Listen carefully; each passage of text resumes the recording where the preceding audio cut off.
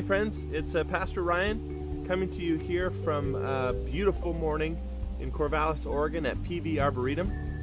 This is one of my favorite places just to come and sit and think and pray.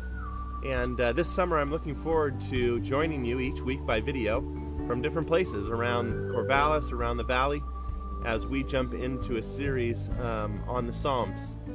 The Psalms are an incredible display of art and music and poetry, feelings and emotions expressed in order to process our relationship with God and the things that happen in our everyday life.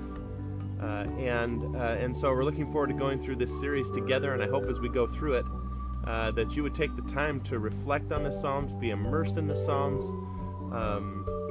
You know, it's so often easy sometimes to think that our relationship with God, or just how we process the world in general, is just meant to be done logically with our minds, and if we could just wrap our heads around something and make sense of it, then we could somehow navigate it.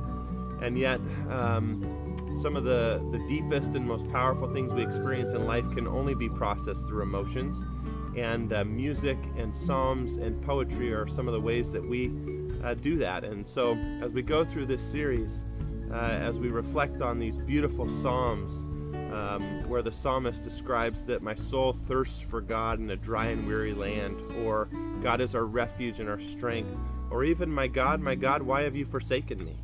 The invitation is to process these things together, and to look at the Psalms and to look at the honest discourse that the psalmist has as we process our relationship with God and the things that we experience. So I'm very excited about this series, and each week we'll be taking a look at one of the Psalms together.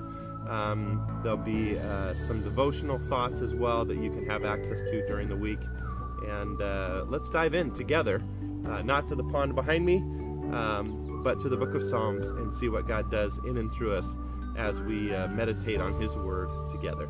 All right, see you next week.